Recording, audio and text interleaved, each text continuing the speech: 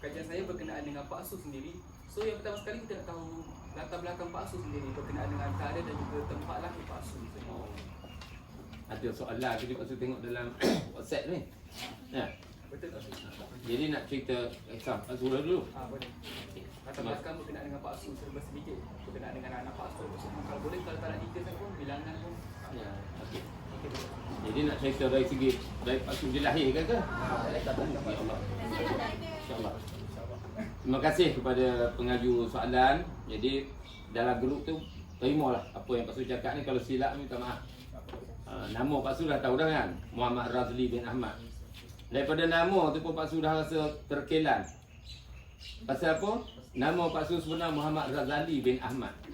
Muhammad Razali bin Ahmad. Nama yang indah dibagi oleh ayahnya Pak Su masa Pak Su dilahirkan. Tapi bila usia 12 tahun, Pak Su pergi buat IC sendiri. Pak Su tidak mempunyai orang yang maklumlah Pak Su orang susah. Pak Su pergi buat yang buat IC ni, pegawai dia tu orang India. Buat pun di bawah pokok je masa tu. Tahun 66. Tahun 66 Pak Su berusia 12 tahun. Mula dapat dia panggil pasport. Masa tu dia tak kata IC, tak kata kad pengenalan. Dia tiru je kat kolonial pasport. Buat tu masa itulah daripada Muhammad Razali tu, kerana RAZALI tu surat beranak Pak Su berlipat-lipat. A tu tak apa nak nampak, dia tak boleh nak baca sebenar. Terus dia tak Muhammad Razli bin Ahmad. Habis. Pak Su tak tahu apa pun. Ikut. Bila dah masuk sekolah naik baru tahu. Oh punya. Bila pergi ambil nak buat apa pasport baru tahu Muhammad Razali sebenarnya. Tak apalah.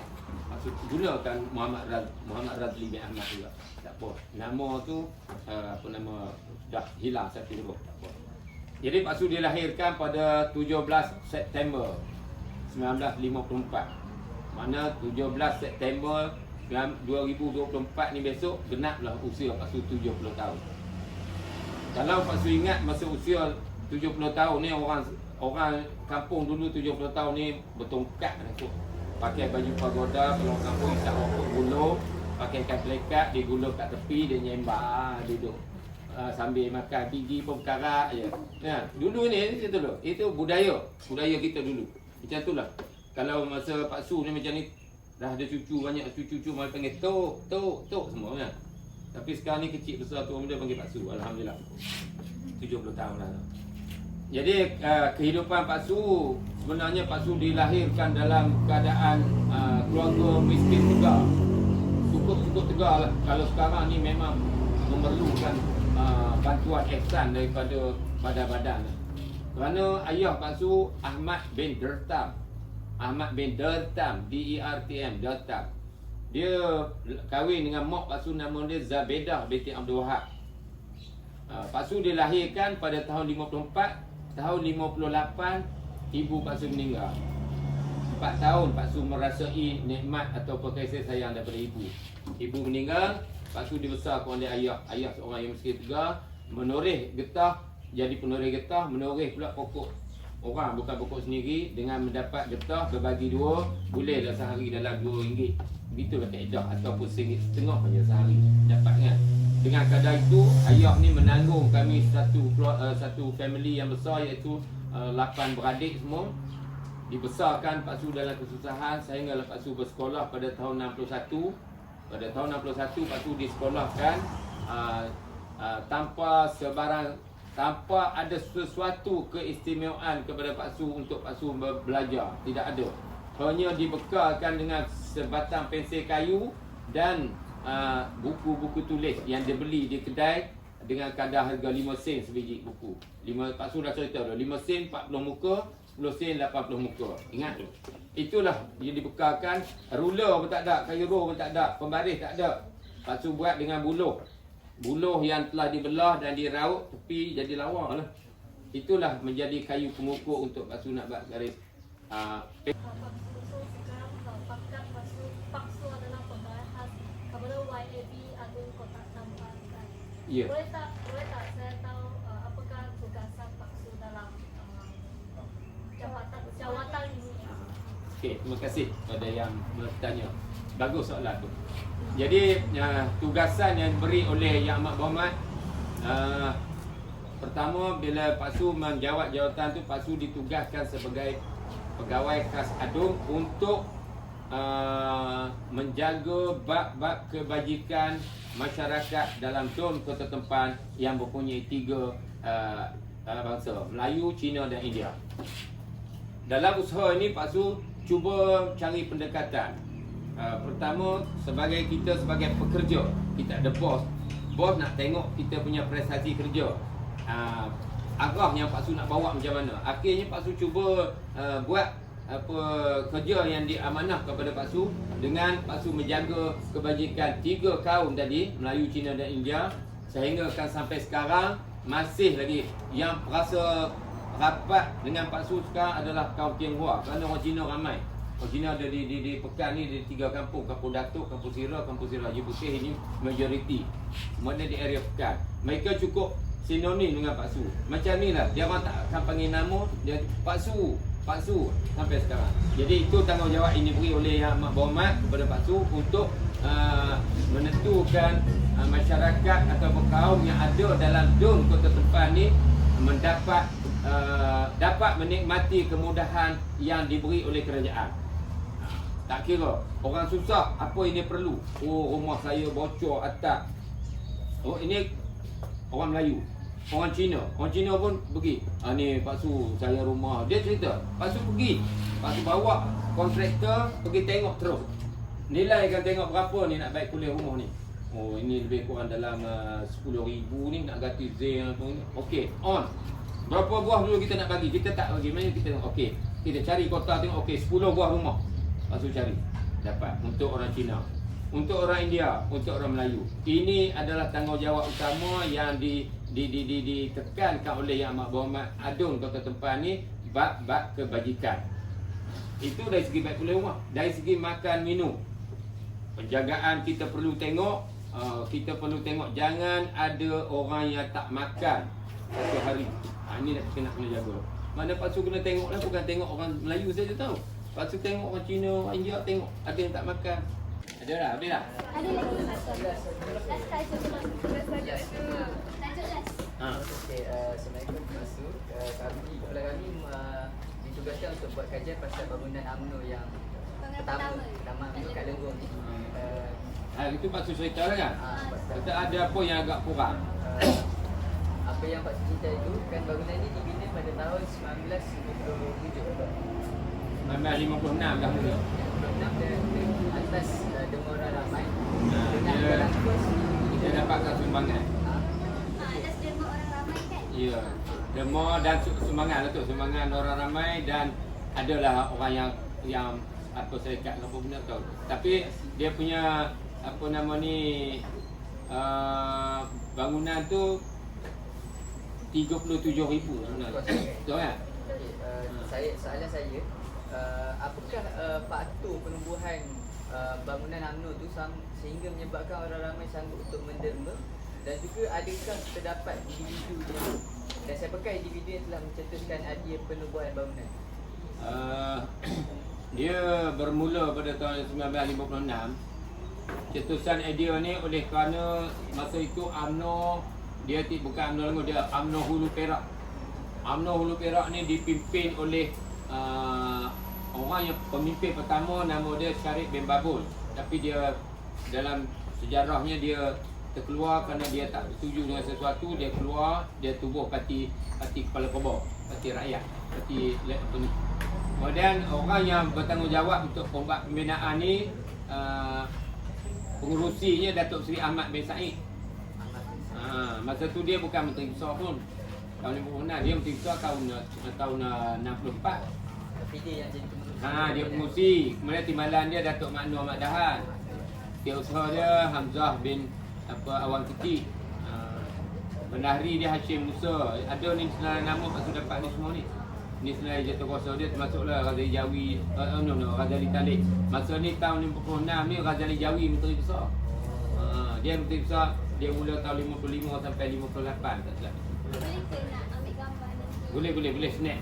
Apa ni? Ini lakaran cerita yang Pak Su buat, yang Pak Su baca depan Datuk Najib. Ni yang Pak Su, nama Pak Su ambil lah. Ni boleh. Pak Pasu tak Mana berikut kalau ada dengan pasu, kalau ada bahan asal, boleh bagi nanti kita foto. dia orang betul ni lah dia akan kat. Kita akan bagi. Ambil gambar. Snap takut. Boleh ambil lah. Jangan bawa balik. Hilang tu kat Nayo. Itulah. Kapan nanti saya datang, kalau perlukan saya akan jumpa. Itulah saya khazanah foto stand. tu. Kapan you ambil gambar dulu? Okey. Boleh pergi soalan seterusnya. Ha, boleh. Soalan seterusnya, seperti yang kita tahu bangunan yang pertama ni dibina di Lenggong. Ya. Menurut Pak Sunaran, kenapa di Lenggong? Kenapa tidak di tempat lain? Situ. Dan keistimewaan dia sampai sekarang lah, apakah sumbangan bangunan tu kepada Hulu Perak ataupun mana-mana pihak lah terhadap bangunan tu lah, apa istimewaan? Dia cetusan dia macam mana Pak Su katakan tadi lah.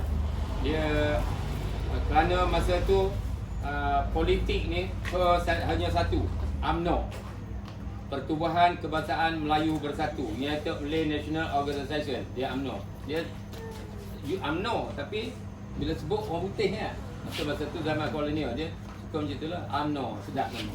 Jadi wujudnya kerana begitu mendalamnya kasih sayang orang Melayu terhadap satu parti perjuangan untuk nak memerdekakan Malaysia ni melalui UMNO. Pasal UMNO lahir tahun 46. UMNO Malaysia merdeka 31 Ogos 1957. Bertepatan dengan bangunan UMNO tu pun letak tu bangunan UMNO 1957. Jadi kerana orang sayang kepada satu parti yang banyak memperjuangkan bukan untuk satu masyarakat. UMNO memperjuangkan 3 masyarakat. Kerana itu mereka menubuhkan perikatan dari Melayu, Cina dan India. Perikatan. Jadi dalam UMNO lah, UMNO, MCA, MIC.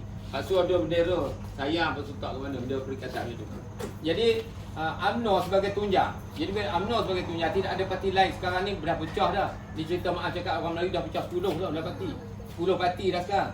Orang Cina ada 3-4 parti, India ada 2-3 parti. Ni dalam parti. Tapi orang Melayu dah pecah 10 pasal dah hilang kasih sayang tu.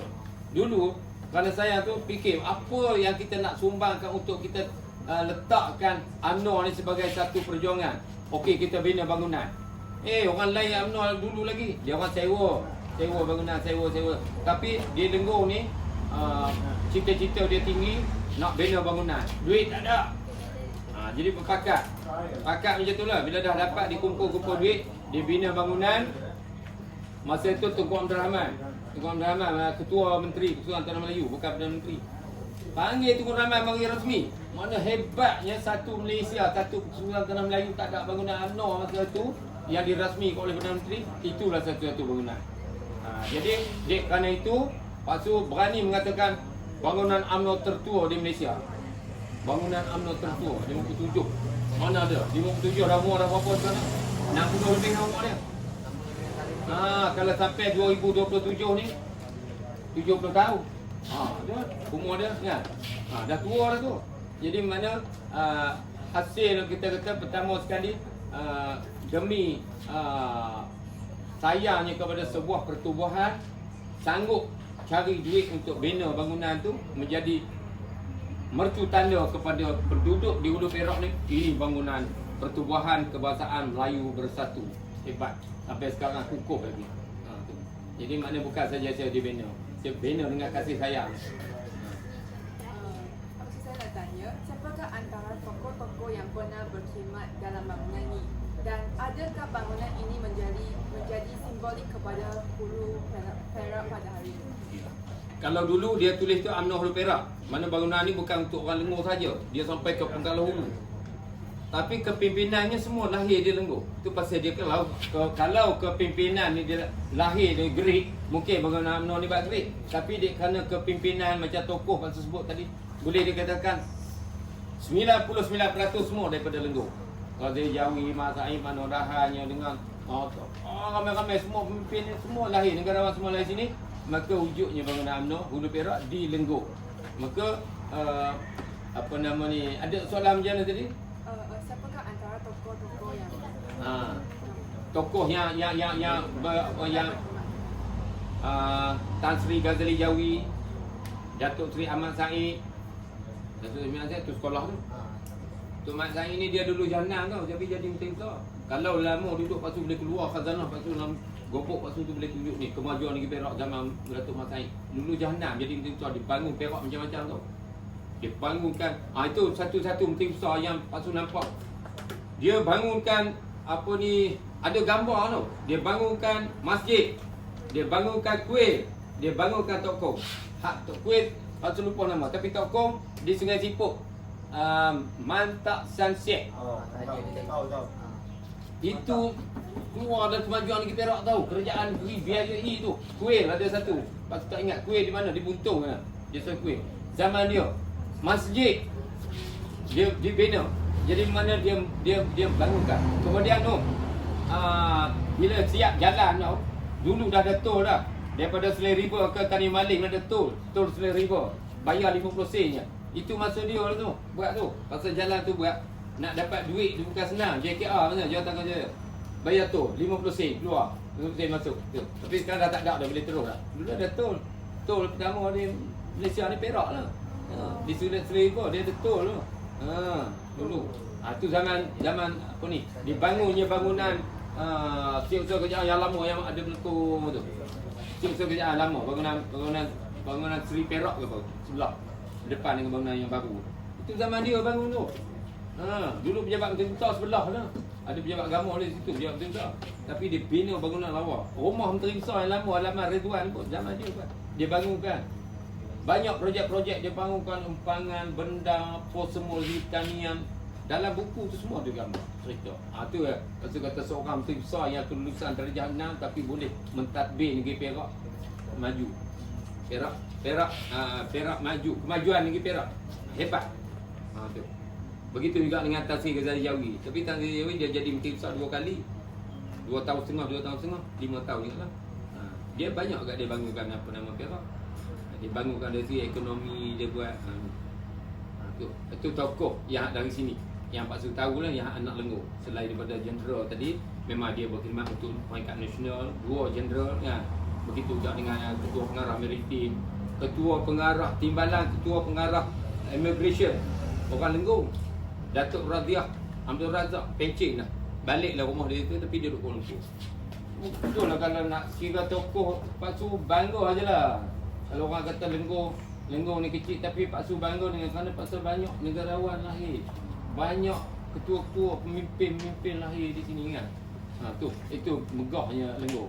Tapi Lenggong ni macam ni lah orang kata Lenggong tak. Memanglah Lenggong ni kawasan macam ni nak bangun je, tak macam Great. Itu tak boleh kita tak lawan lah. Benda dah besar tu lah tak boleh nak bangun dia bukit keliling kan.